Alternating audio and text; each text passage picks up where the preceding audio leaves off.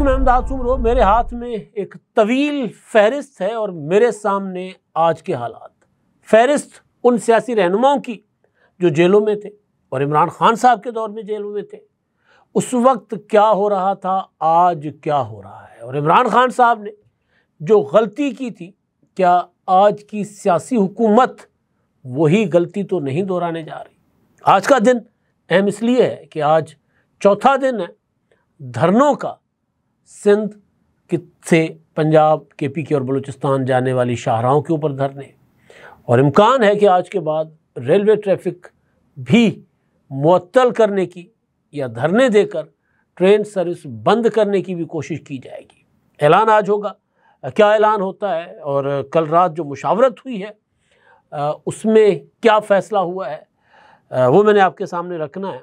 कल एक इजलास हुआ ये गवर्नर हाउस लाहौर में, पीपल्स पार्टी और मुस्लिम लीग नून का। उस पर मैं मुख्तसर गुजारिशात कल अपने एक व्लॉग में रख चुका, लेकिन इस व्लॉग के लिए मैंने कुछ उसके कई और एस्पेक्ट्स आपसे डिस्कस करने थे कि वो ख़बर जो सामने आई कि जी पीपल्स पार्टी और मुस्लिम लीग नून ने साथ मिलकर चलने पर इत्तफाक किया, और ये वो इत्तफाक था जो बड़े अरसे से प्रैक्टिकली तो अमल दरामद उस पर नहीं हो रहा था, लेकिन गलीबाजी जिसको कहते हैं, हर इजलास में यही होता था कि जी साथ मिलकर चलेंगे। फिर पीपल्स पार्टी चीखती पुकारती थी कि जी ये हमारे साथ जो वादे किए गए हैं उस पर अमल नहीं किया जा रहा।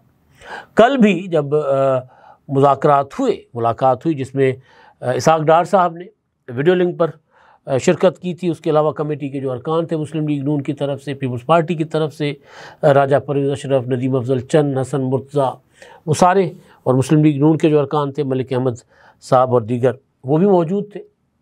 और उसमें जो इम्पोर्टेंट चीज़ थी वो पंजाब में पीपल्स पार्टी के साथ लफ्ज़ मीडिया इस्तेमाल कर रहा है पावर शेयरिंग। पावर शेयरिंग का मतलब होता है कि वजारतें, हुकूमत में प्रॉपर हिस्सेदारी, लेकिन यहाँ पर फैसिलिटेशन पीपल्स पार्टी मुसलसल मांग रही है कि भाई जहाँ जिन अज़ला में हम ज़रा तगड़े हैं, थोड़ी सी हमारे अंदर जान है, वहाँ पर एडमिनिस्ट्रेशन में हमारी मुशावरत शामिल कर ली जाए। DC रखना है तो हमसे भी पूछ लिया जाए, या मुल्तान है तो मुल्तान में तो सारा कुछ हमें दिया जाए।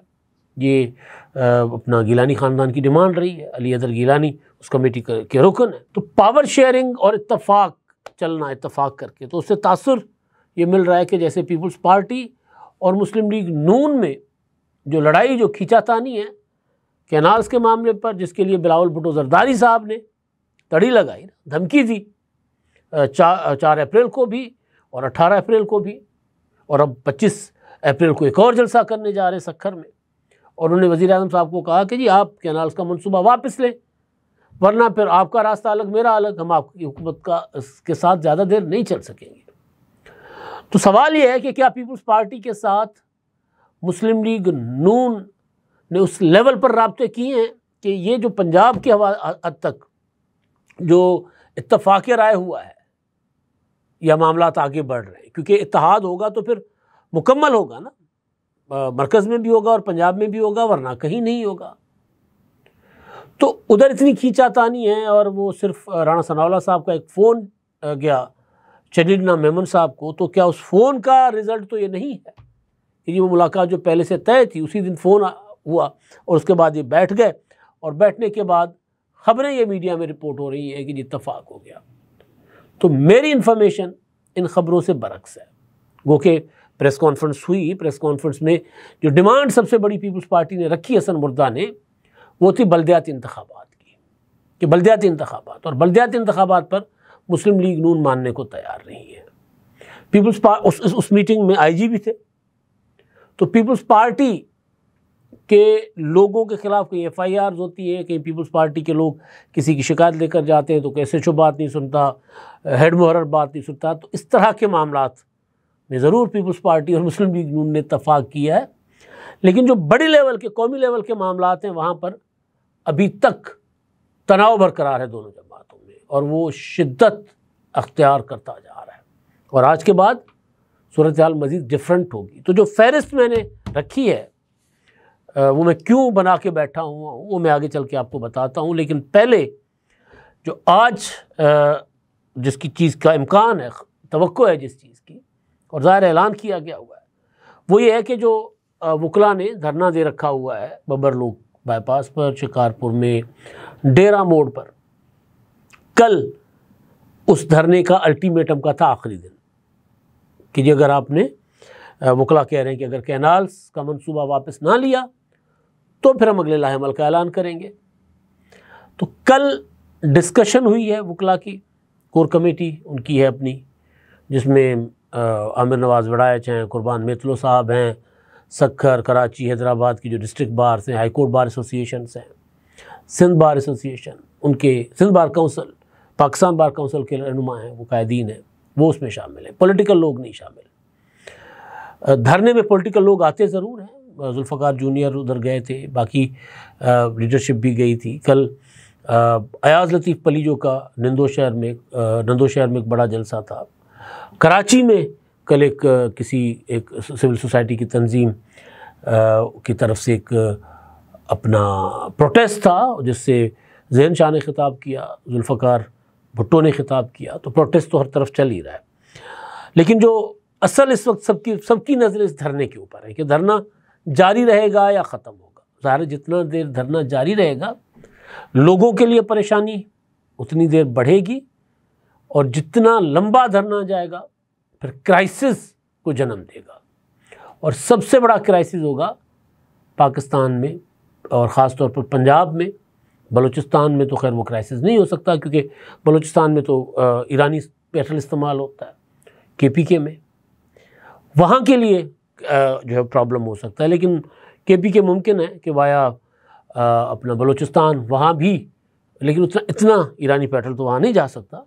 वैसे तो पंजाब को भी अगर डेरा गाजी खान वाली साइड से वो पेट्रोल आ जाए, लेकिन पूरे के पूरे पंजाब को तो वो नहीं अपना पूरा हो सकता ना। तो लिहाजा 7 दिन की कैपेसिटी है पंजाब में ऑयल डिपूज़ की और रिफाइनरीज़ की, और अगर 7 दिन तक पेट्रोल नहीं आता तो पाइपलाइन के ज़रिए जो पेट्रोल आता है वो नाकाफ़ी होगा।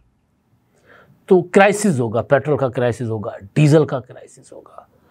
और पंजाब में तो इस वक्त हार्वेस्टिंग हो रही है, कटाई हो रही है, तो मामूल से ज़्यादा डीज़ल और पेट्रोल की ज़रूरत है ना। अदरवाइज़ हार्वेस्टिंग नहीं होती, कटाई नहीं होती, तो मशीनें खड़ी होती हैं, तो फिर पेट्रोल या डीज़ल इस्तेमाल होता है उसमें। बल्कि आजकल तो वो सारा का सारा उस पर है, जो ट्यूबवेल्स हैं वो सारे के सारे अब तो सोलर पर चले गए हुए, बहुत कम डीज़ल इंजन के ऊपर हैं। तो वो फिर ज़्यादा इस वक्त ज़रूरत है हार्वेस्टिंग की वजह से, गंदम की कटाई की वजह से। तो एक बहरान, एक क्राइसिस जन्म ले सकता है। लिहाजा जो वकला ने, जो उनकी जो कोर कमेटी है, उनके जो फैसले हैं, वो उन्होंने आज 5 बजे एक प्रेस कॉन्फ्रेंस में उसका ऐलान करना है। और वार्निंग जो थी, चेतावनी, धमकी, अल्टीमेटम, मुतनब्बे करना, तंबीह करना, जो भी उसको नाम दें आप, वो वकला ने ये दिया था। और आमिर वड़ाइच और अपने कुर्बान मलानो साहब और दीगर वकला रहनुमा जो हैं, कायदीन जो है, वो ऐलान कर चुके हुए हैं कि जी फिर हम मजबूर हो जाएंगे कि अगर आप हमारे 3 दिन के धरने को भी अगर कुछ नहीं समझते तो फिर हम रेल बंद कर देंगे, फिर हम एयरपोर्ट्स को जाने वाले रास्ते बंद कर देंगे, कराची एयरपोर्ट को जाने वाला रास्ता, सक्कर एयरपोर्ट को जाने वाला रास्ता, वहाँ बैठ जाएंगे। ये उन्होंने ऐलान किया था। तो अब क्या वो लाहेमल का ऐलान करेंगे वकला या कुछ और, वो आज देखेंगे हम। लेकिन असल में अभी तक वो जो राब्ता राणा सनाउल्लाह साहब ने किया था शरीर इनाम मेमन साहब के साथ, उसके बाद से अभी तक कोई सीरियस किस्म की डेवलपमेंट मुझे नज़र नहीं आई वफाकी हुकूमत की जानिब से पीपल्स पार्टी को इंगेज करने के लिए, या वो पॉलिटिकल पार्टीज़ जिनको जो सड़कों पर हैं। पीपल्स पार्टी उस तरह रोज़ाना मुजाहरे तो नहीं कर रही, लेकिन लोग मुजाहरों में हैं, वो फोर्सेस, वो सिविल सोसाइटी, वो वकला, वो बार्स, वो मुख्तलिफ अदीब, शायर, दानिश्वर, डॉक्टर्स, असातिज़ा, सब सड़कों पर हैं।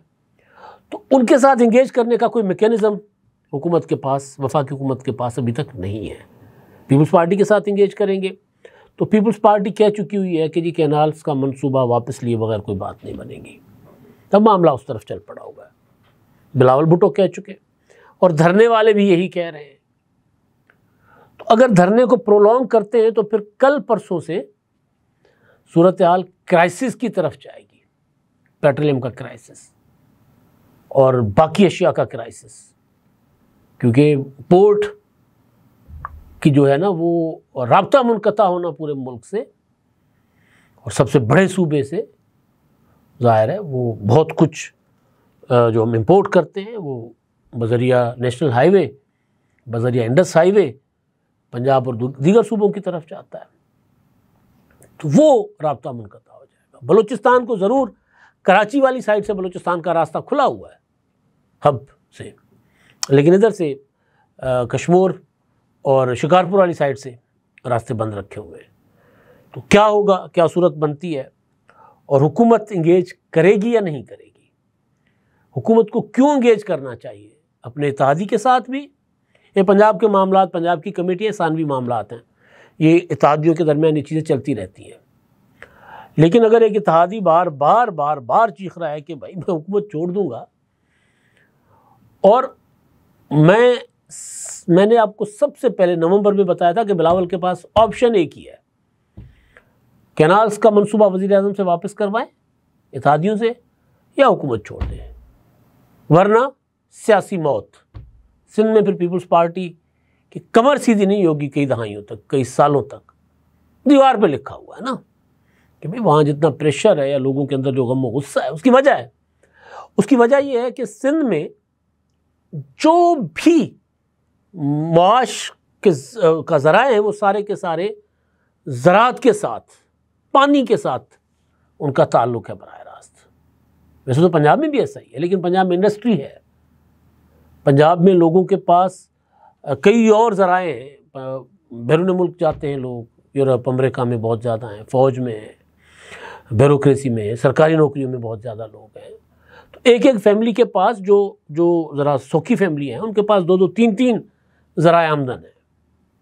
सिंध में मज़दूर के लिए भी सबसे अवलीन ज़रिया जो है वो अपना रोज़गार का ज़राअत है, और बड़े जागीरदार के पास भी, छोटे काश्तकार के पास भी, मज़ारे के पास भी और किसान के पास भी यही ज़रिया है। क्योंकि ज़मीन काश्त होती है तो मकान बनता है, ज़मीन काश्त होती है, फसल आती है तो शादियाँ होती हैं, ज़मीन काश्त होती है, फसल आता है तो होटलों पे जाके लोग खाने खाते हैं, चाय पीते हैं, कपड़ा लेते हैं, मतलब पूरा का पूरा उसी से है। और इंडस्ट्री कराची, हैदराबाद और थोड़ी बहुत सक्खर में, कोई बहुत ज़्यादा इंडस्ट्री नहीं है जिस तरह पंजाब में है। हाँ, क्यों नहीं है? ये पीपल्स पार्टी की हुकूमत की जो है एक नाअहली है कि मुसलसल इतना अरसा हुकूमत में रहने के बावजूद वो सूबे को इंडस्ट्री नहीं दे सके उस तरह। होनी चाहिए इंडस्ट्री। तो एक तो ये कि वो ज़रा सूरत हाल वहाँ पर क्यों लोग इतने मुश्तइल हैं और क्यों पीपल्स पार्टी के लिए सियासी ज़िंदगी और मौत का मसला है। सिंध के लोग तो कहते हैं हमारे लिए तो पानी ज़िंदगी और मौत का मसला है, ज़ाहिर सबके लिए होता है, तो इस वजह से वो ज़्यादा जज्बाती है। अब वफाकी हुकूमत जो है वो इंगेज नहीं कर रही या वो कोई और तरीका इस्तेमाल कर रही है। मुझे ज़रा इस जो कुछ आज चल रहा है, मुझे नहीं पता कि आज वफाकी हुकूमत कौन से ज़रा इस्तेमाल कर रही है, मुझे नहीं पता, लेकिन मैं थोड़ा सा पीछे आपको लेके चलता हूँ। इमरान खान साहब के इक़्तिदार में आने से पहले नवाज़ शरीफ साहब को जेल में भेजा गया था। मरीम नवाज़ गिरफ्तार हो गई थी।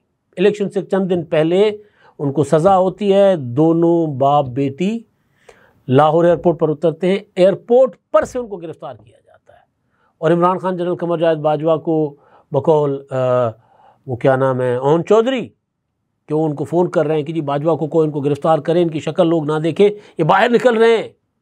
तो बाजवा ने कहा यार हो जाता है सारा, उसको कोई इलेक्शन पे फोकस करे, ओन चौधरी कह रहे हैं। फिर सदर जरदारी गिरफ़्तार हो गए, फरियाल तालपुर गिरफ़्तार हो गई, फिर बाकी मैं लंबी चौड़ी आपको फहरिस्त बताता हूँ। शहबाज शरीफ, यानी इमरान खान के दौर में साबिक सदर, 2 साबिक वज़राए आज़म, उस वक्त के अपोजिशन लीडर शहबाज शरीफ और उससे पहले वाले अपोजिशन लीडर साबका अपोजिशन लीडर खुर्शीद शाह, वो जेलों में थे। साबिक वज़राए आज़म नवाज शरीफ, शाहिद खाकान अब्बासी और सदर जरदारी, हमजा शहबाज जेल में थे, मरीम नवाज़ का मैं बता चुका, राणा सनाउल्लाह साहब जेल में थे, ख्वाजा आसिफ साहब जेल में थे, सन इकबाल जेल में थे, मिफ्ता इस्माइल जेल में थे, ख्वाजा साद रफ़ीक, उनके भाई ख्वाजा सलमान, इंजीनियर कमरुल इस्लाम, खुर्शीद शाह, फरियाल तालपुर, आगा सिराज दुनानी, शर्जील इनाम मेमन और पता नहीं कितने लोग जेलों में थे। और उसके बावजूद इमरान खान साहब पाँव नहीं जमा पाए। आर्मी चीफ इमरान खान साहब जो कहते थे करते थे, बाजवा साहब, DGISI जनरल फैज़ हमीद टोटल इमरान खान के डिस्पोजल थे, जो इमरान खान कहें वो करें। लेकिन उसके बावजूद इमरान खान साहब साल डेढ़ के अंदर अंदर उनके पांव उखड़ चुके हुए थे। वजह क्या थी? वजह यह थी कि इमरान खान साहब को पता चलता था या कोई इत्तेहादी गिला शिकवा करता था कि जनाब हमारे साथ आपने ये वादे किए थे, फ़र्ज़ कर लें MQ में, कि सरकार आपने हमारे साथ ये वादे किए थे, आप वो वादा पूरा नहीं कर रहे, आपने कराची के लिए इतने फंड्स देने थे, ये करना था, वो करना था, आप क्यों नहीं वादे पूरे करते? तो इमरान खान फ़ोन उठाते, फैज़ इनको देख लो ज़रा। जनरल फैज़ हमीद जाके उनका स्क्रू टाइट करता था, टेटवा दबाने की कोशिश करते थे फैज़ हमीद साहब। यही कुछ BAP वालों के साथ होता था, बाब वालों के साथ, यही कुछ मुस्लिम लीग कायद-ए-आज़म वालों के साथ होता रहा। पॉलिटिकली इमरान खान साहब ने कुछ किया ही नहीं, इत्तेहादियों को राज़ी रखा ही नहीं। तो आहिस्ता आहिस्ता इत्तेहादी जो है वो खालिद मगसी ऑन रिकॉर्ड है कि भाई हम तो इत्तेहाद में शामिल हुए थे इज़्ज़त के लिए, ये तो हमें कभी कोई कर्नल फ़ोन कर रहा है, कभी कोई फ़ोन कर रहा है, तो हम किस तरह इनके साथ रह सकते थे?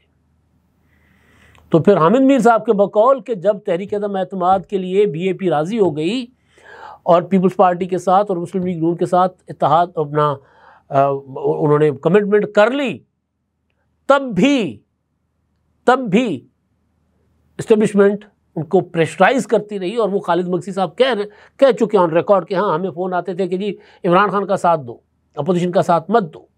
परवेज़ इलाही को भेजा गया, परवेज़ इलाही ने वादे किए, सब कुछ करके परवेज़ इलाही साहब अपोजिशन के साथ, सदर जरदारी, नवाज शरीफ और शहबाज शरीफ साहब के साथ मिलकर वादे करके और जाकर बनी गाला बैठ गए। लेकिन उसके बावजूद इमरान खान साहब अपनी कुर्सी नहीं बचा सके। वजह क्या थी? कि इन्हिसार सियासी अमल के बजाय किसी और अमल पर था, जो कि ज़्यादा लंबा नहीं चलता।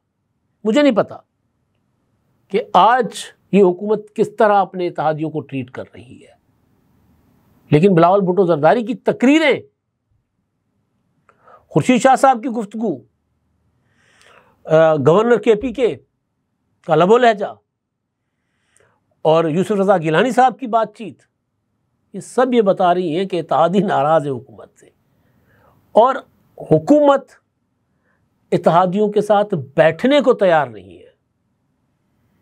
तो इस वक्त इमरान खान जेल में, बेशक इमरान खान साहब के नायब खुर्शीद शाह अपना शामून कुरैशी जेल में, इमरान खान की एहलिया जेल में और भी PTA के कई कायदीन जेल में। लेकिन पॉलिटिकली अगर हुकूमत चीज़ों को डील नहीं करेगी तो फिर सूरत हाल बदलने में देर नहीं लगती। जिस तरह इमरान खान की बदल गई थी, इनकी बदल सकती है। ये कोई रॉकेट साइंस नहीं है इसको समझने के लिए। हो सकता है पीपल्स पार्टी की डिमांड्स जायज़ हो सकता है नाजायज़ हो सकता है एहतजाज करने वाले ठीक कह रहे हो सकता है गलत कह रहे हो, लेकिन हल क्या है? इग्नोर करना, बातचीत ना करना, या बात करके सुन के अपनी सुनाना और जो जायज़ है वो मानना और जो नाजायज़ है वो मनवाना कि भाई आप ये गलत कह रहे हैं, आप इससे पीछे हट जाएं। यही तरीका होता है और यही सबसे कामयाब तरीका होता है। वरना मैंने पहले भी कहा था, हम ज़रा रिवायती लोग हैं, देही से लोग हैं, पेंडू लोग हैं। हमारे यहाँ कहते हैं ज़ख़म को अगर नहीं बर वक्त मरहम पट्टी दी जाएगी तो नासूर बन जाएगा। तो ये सियासी ज़ख़म होते हैं और इमरान खान के लिए नासूर बन गए। ये हुकूमत क्यों इनको नासूर बनाने के पीछे पड़ी हुई है? देखते हैं आज क्या होता है, क्या ऐलान होता है और हुकूमत किस तरह मामलात को आगे लेकर चलती है। अब तक के लिए इतना ही। अल्लाह हाफ़िज़।